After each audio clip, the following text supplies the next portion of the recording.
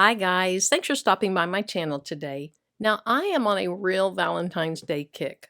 I really don't have much decoration for Valentine's Day, and so my last video I made a wall hanging. The video before that I made some Valentine's Day earrings, and on this video I'm going to turn this sublimation print into a pillowcase or a pillow covering. This is for like a decorative pillow that you might throw on your couch. You could throw it on your bed.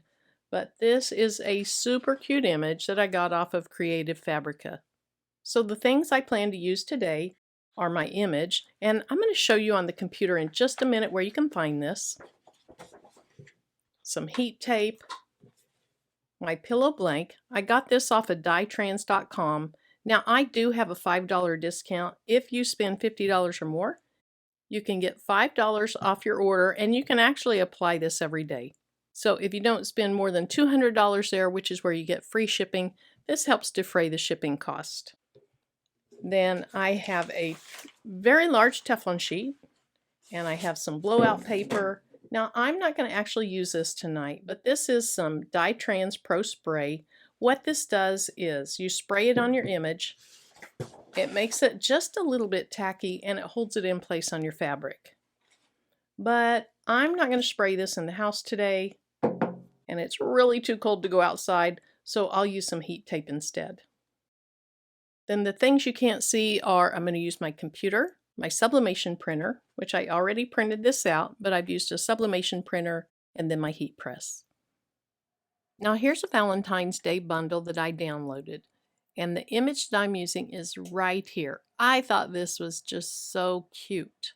Now I'm going to put a link to this image as well as a link to a $1 trial membership.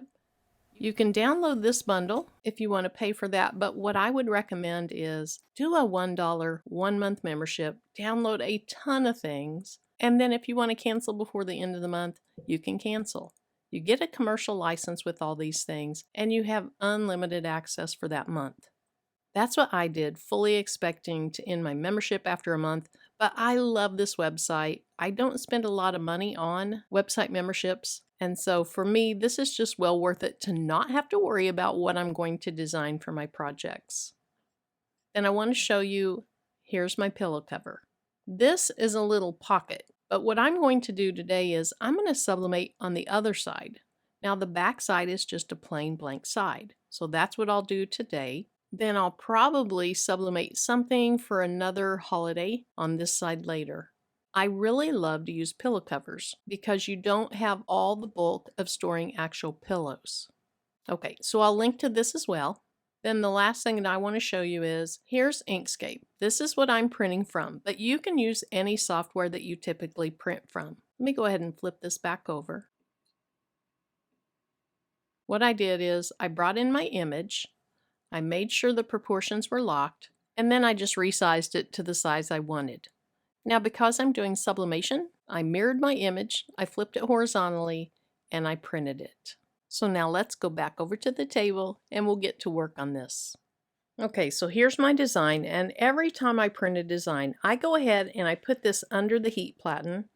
I let the heat platen hover over it, and I leave it for about 10 seconds, just to make sure it's good and dry. Then here's my pillow cover. This is the blank side that I'm going to use today. And then this is the pocket side. And that's really cute for certain designs, but it didn't really work for what I wanted it. So I'm going to use this side. With sublimation, you always want to use a lint roller, and you want to get off any stray fibers. If you don't, those stray fibers often turn blue under the high heat. They can also interfere with your sublimation ink.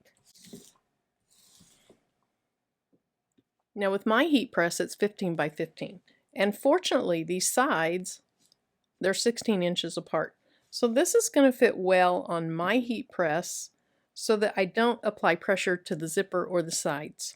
But here's my concern. If I apply a lot of pressure, then where this pocket is on the other side, I think that's going to show through my fabric. So I'm going to try to stuff this pad for my heat press down in that pocket. That way, well, let me just show you. And it just barely fits. I did pre-press my pillow to remove moisture, and I put this down in there to check it out, and it did fit. It's a tight fit, but it fits. Okay, I didn't want you to see me fighting with that on camera, but it is in there. It fits. Again, it's really, really tight. Now, these pillow coverings are super nice quality. You have your hidden zipper here, and then hopefully you can kind of see the texture of this. It's like a really nice linen weave. So here's my print, and what I want to do is I want to go ahead and rip this around my print. When you rip this, you can see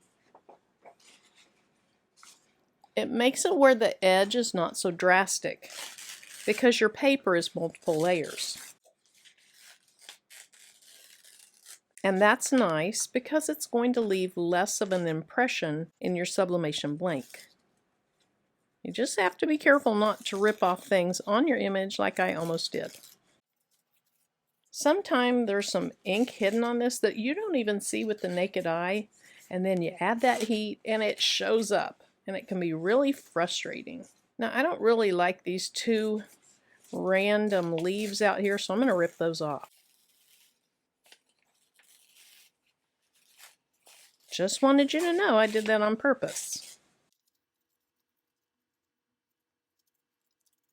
Now, if you've done sublimation before, you know that when you add heat to this, the colors are really going to pop. Sublimation ink is not real vibrant until the heat's added.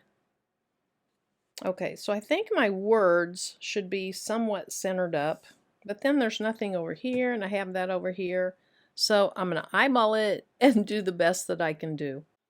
It's going to be adorable no matter what.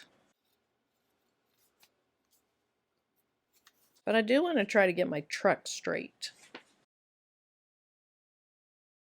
Now, fortunately, you can kind of see through this paper. Here's where my design starts down here, and there's where it is up there. So I'm going to pull it down just a tiny bit. And I think I'll call that good. So I don't need a lot of heat tape. Just a couple pieces to keep this in place. All right, so we're going to head over to the heat press. Now, if you have a pressing pillow, that's probably preferable to the way that I did it. I just don't have any. I'm trying to make do with what I have, so we'll see how this turns out. Okay, so I have my zipper off the bottom, so there's not going to be pressure on that. That's pretty thick, so I wanted that off the edge. Then I realized I probably should put some blowout paper between the two sides of this pillow. So I'm going to go ahead and unzip it and slip some up in there.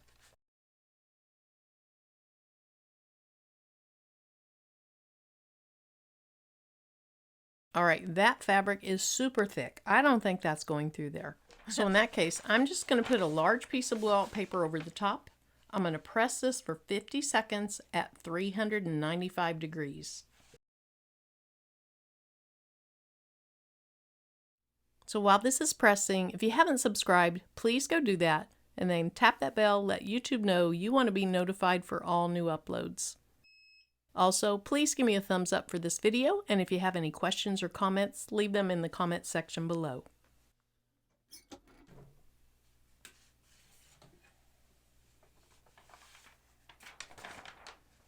All right, I see that through there. I think that's going to be really pretty. But I'm going to let it cool off just for about 30 seconds, and then I'm going to pull up an edge just to make sure it looks good. If it needs more time, I'll press it about 15 more seconds. Oh, that is vibrant. Let's go ahead and look at that.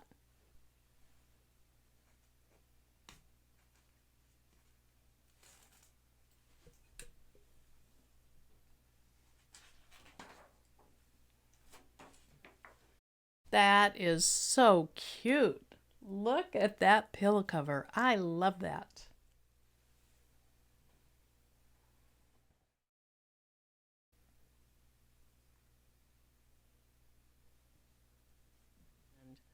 Thank you so much for joining me today. I really appreciate you watching, and until the next video, bye-bye.